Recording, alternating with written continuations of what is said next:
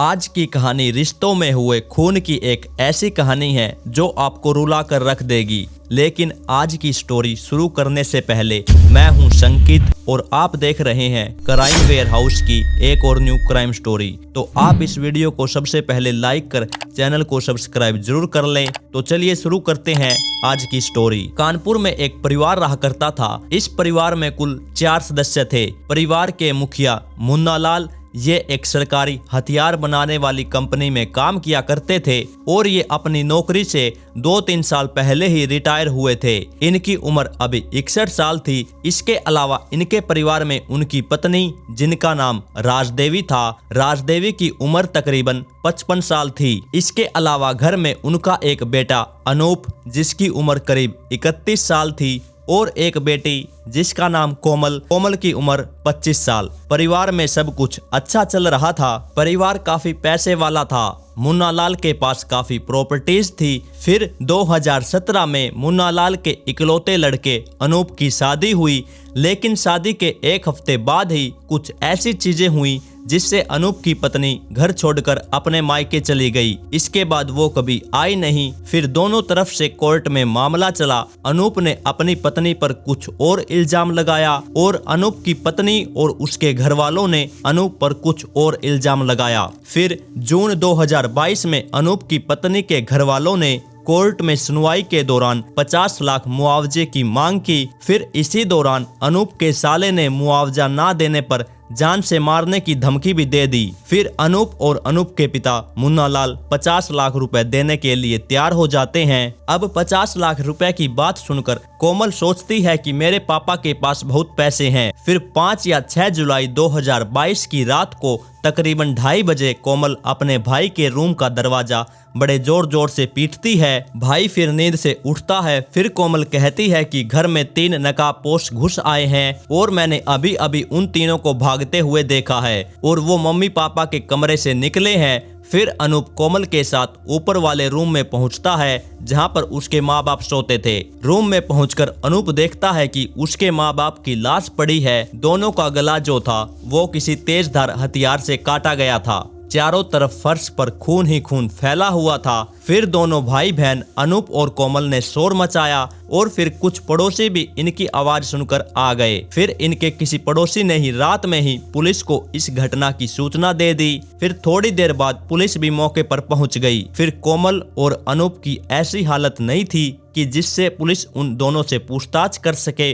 फिर सुबह हुई, थोड़ा वक्त बीता। अब पुलिस भी अपने काम पर लग गई कि घर में सिर्फ 4 ही लोग हैं, तो फिर ये सब इनके साथ किसने किया। फिर पुलिस ने सबसे पहले अनूप का बयान लिया और अनूप ने कहा कि कल रात मेरी तबीयत ठीक नहीं थी, लेकिन रात में सोने से पहले मेरी बहन ने मुझे जूस दिया था। जूस का टेस्ट मुझे अच्छा नहीं लगा तो मैंने पूरा जूस नहीं पिया। थोड़ा सा जूस पीने के बाद ही मुझे चक्कर सा आने लगा। फिर मैं बिस्तर पर गिर गया और फिर मुझे लगा कि मैं नींद में हूँ। फिर उसके बाद मेरी आंख तभी खुली जब मेरी बहन ने जोर जोर से दरवाजा पीटा और बताया कि घर में 3 नकाबपोश आ गए। अब अनूप ने तो अपना बयान दे दिया था। अब फिर कोमल की बारी थी। फिर कोमल ने अपना बयान दिया और कहा कि वो और उसकी मम्मी साथ में सो रही थी। उसके पापा अलग कमरे में सो रहे थे। लेकिन फिर रात को अचानक उसकी आंख खुली। किसी आवाज से ऐसा लगा कि घर में कोई अंदर घुसा है। फिर उसने देखा तो उसकी माँ बराबर में नहीं थी। फिर वो बाहर आई अपनी माँ को देखने। फिर उसे कुछ लोगों की आवाजें भी सुनाई दी। उसे लगा कि घर में कोई चोर तो नहीं आ गया। फिर जब वो अपने पापा के कमरे में गई तो उसने देखा कि उधर उसके माँ बाप की लाश पड़ी है। तो फिर कोमल चीखती हुई अपने भाई के कमरे में पहुंची और उसने वहां जाकर सारी बात अपने भाई अनूप को बताई। और इसके साथ ही कोमल ने यह भी कहा कि उसने 3 नकाबपोशों को घर से भागते हुए भी देखा है। फिर पुलिस ने कोमल के बयान को ध्यान में रखते हुए 3 नकाबपोश लोगों की तलाश शुरू कर दी। पुलिस ने उनके पड़ोसियों से भी पूछताछ की। पुलिस अपनी जांच में लगी रही और समय बीतता गया। फिर पुलिस ने सीसीटीवी फुटेज को खंगालने का फैसला किया। पुलिस अधिकारियों ने सीसीटीवी फुटेज में देखा कि इस घर में तो सब कुछ नॉर्मल है, लेकिन रात करीब 12:45 पर एक शख्स जो अपना चेहरा ढका हुआ था वो बड़े आराम से इस घर में दाखिल होता है और उसके बाद वो करीब 1.5 घंटे तक उस घर में रहता है और फिर रात 2:15 बजे वो घर से निकलता है। जब वो घर में दाखिल हुआ तो उसके दोनों हाथ खाली थे, लेकिन जब वो घर से बाहर निकला तो उसके हाथ में एक थैला था और चेहरा अभी भी ढका हुआ था। अब ये सीसीटीवी फुटेज देखकर पुलिस अधिकारियों का दिमाग चकरा गया, क्योंकि अगर कोमल के बयान के आधार पर घर में 3 शख्स घुसे थे तो सीसीटीवी में भी तो 3 शख्स ही होने चाहिए थे, लेकिन यहाँ पर तो सिर्फ एक ही बंदा सीसीटीवी में था। तो पुलिस का सीधा शक कोमल पर गया। पुलिस को ये भी था कि क्या अनूप झूठ बोल रहा है या फिर कोमल झूठ बोल रही है। पुलिस ने फिर उस घर से अहम चीजें कब्जे में ली हुई थी, जैसे जिस गिलास में अनूप ने जूस पिया था वो गिलास भी पुलिस ने अपने ही कब्जे में लिया हुआ था। अब पुलिस ने अपनी छानबीन और तेज कर दी। छानबीन के दौरान पुलिस ने घर में तलाशी भी ली, क्योंकि जिस हथियार से कोमल के माँ बाप का मर्डर किया गया था वो अभी तक गायब था। तो फिर पुलिस को अपनी तलाशी के दौरान घर से कुछ कपड़े मिले जिन पर खून लगा हुआ था। बाद में पता चला कि ये कपड़े कोमल के हैं। इसके बाद पुलिस ने दोबारा कोमल से पूछताछ की और इसी दौरान लेडी पुलिस की नजर कोमल के दोनों हाथों पर गई। कोमल के दोनों हाथ भी जख्मी थे, ऐसा लग रहा था कि किसी चाकू से उसके हाथ जख्मी हो गए हो। जब उससे पूछा गया तो कोमल ने कहा कि सब्जी बनाते हुए चाकू लग गया था। खून जो था वो सिर्फ कोमल के ही कपड़ों पर लगा हुआ था, जबकि अनूप के कपड़ों पर कुछ भी दाग नहीं था। फिर अनूप ने पुलिस को एक बात और बताई कि जब वो सोने गया था तो कोमल आमतौर पर उन्हीं कपड़ों में सोती थी जो कपड़े वो शाम को पहने रखती थी। उसने कहा कि जब कोमल सोने गई थी तो वो किसी और कपड़ों में थी और जब वो 2:30 बजे उसे उठाने आई तो उसने कोई और ही कपड़े पहने हुए थे। पुलिस को ये भी था कि अब रात को उसने कपड़े क्यों बदले।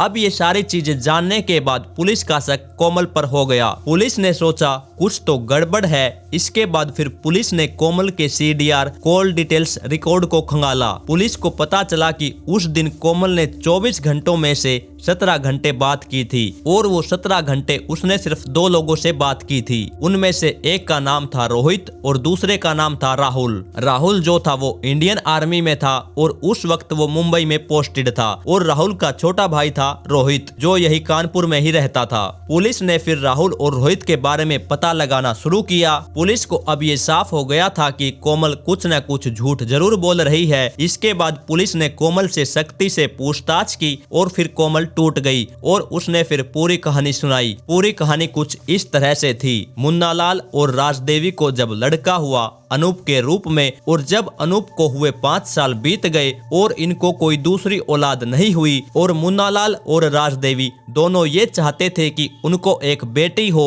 5 साल बाद इन्होंने कई डॉक्टरों को भी दिखाया और बाद में ये पता चला कि अब ये दोनों दोबारा से माँ बाप नहीं बन सकते। ये बात सुनकर इन दोनों को बहुत धक्का लगा और इन दोनों को अब लगने लगा कि इनकी बेटी वाली ख्वाहिश अब पूरी नहीं होगी। इसके बाद फिर दोनों उदास रहने लगे और इसी दौरान मुन्नालाल के एक छोटे भाई जिनका नाम रामप्रकाश था, रामप्रकाश की भी औलाद थी और इसी दौरान रामप्रकाश के घर पर एक बेटी पैदा हुई। रामप्रकाश को भी मालूम था कि उनके भाई और भाभी को एक बेटी की चाहत है, तो रामप्रकाश ने पहले ही अपने भाई और भाभी को कह रखा था कि अगर बेटी हुई तो तुम उसे रख लेना, मतलब तुम दोनों उसे गोद ले लेना। जब रामप्रकाश की बेटी हुई तो मुन्नालाल और राजदेवी बहुत खुश हो गए और उन्होंने उस बेटी को गोद ले लिया और ये बात उन्होंने सबसे छुपा कर रखी और यहाँ तक कि अनूप को भी इस बात का पता नहीं चलने दिया और ये गोद ली हुई बेटी और कोई नहीं बल्कि कोमल ही थी। मुन्नालाल और उनकी पत्नी ने कभी अनूप और कोमल में कोई भेदभाव नहीं किया, दोनों को एक समान पाल पोस कर बड़ा किया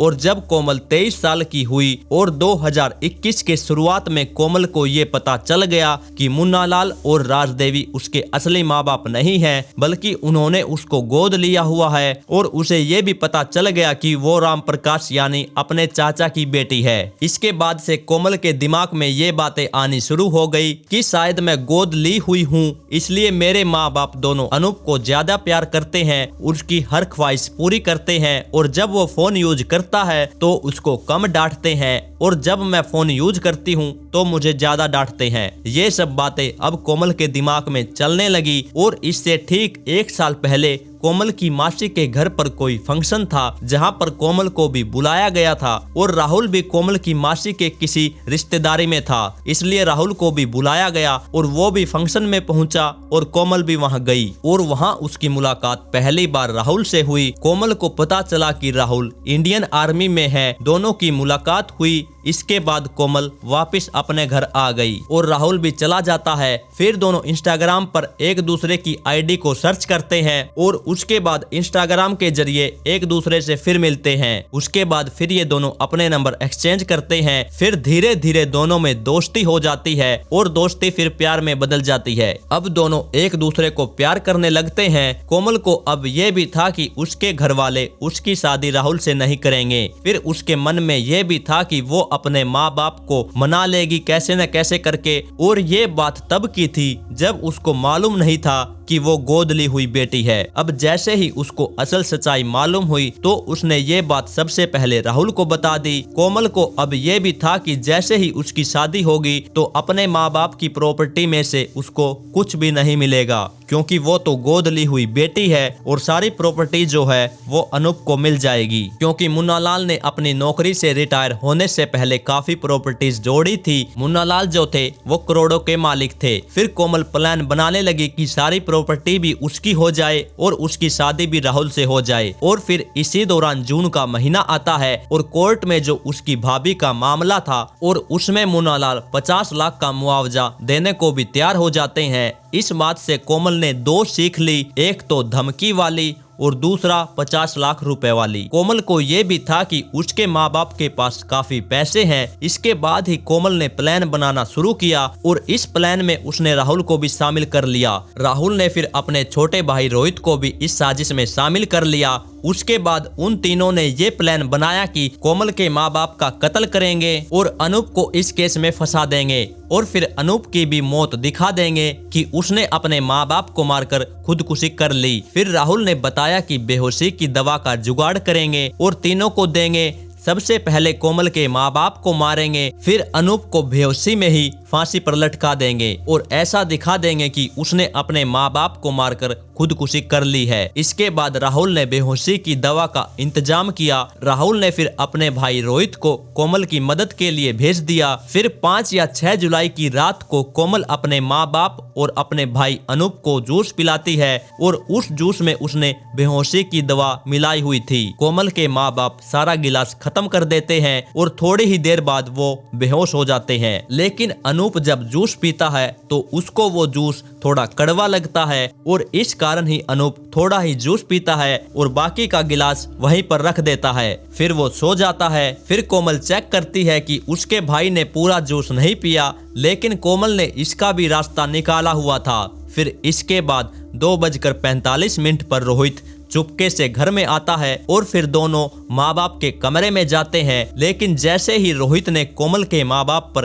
तेजधार हथियार से वार किया और जब उनका खून निकला तो खून देखकर रोहित एकदम घबरा गया और उसको वहीं पर चक्कर आने लगे और इस घबराहट से उससे दूसरा कत्ल नहीं हो रहा था। लेकिन फिर कोमल ने ही अपने हाथों से उस तेजधार हथियार से अपने पिता पर वार कर दिया और फिर अपनी माँ को भी उसी तेजधार हथियार से मार दिया, जिनकी कोई गलती भी नहीं थी। फिर कोमल अनूप के दरवाजे पर पहुंची और दरवाजे पर पहले आवाज दी, लेकिन जैसे ही कोमल ने आवाज लगाई वैसे ही दूसरी तरफ से आवाज आ गई अनूप की। अब कोमल को लगा कि अनूप जाग रहा है। फिर कोमल ने रोहित को घर से बाहर भगाया। फिर उसके बाद वो वापस अपने भाई के कमरे में गई और कोमल ने वही सब बताया जो मैं आपको पहले बता चुका हूँ। फिर पुलिस ने कोमल को गिरफ्तार कर लिया और पुलिस की एक टीम मुंबई भी गई राहुल को पकड़ने। लेकिन इसी दौरान राहुल की पोस्टिंग मुंबई से गोवा हो गई, तो फिर पुलिस ने गोवा जाकर राहुल को गिरफ्तार कर लिया। राहुल और रोहित को पुरुष जेल में भेजा गया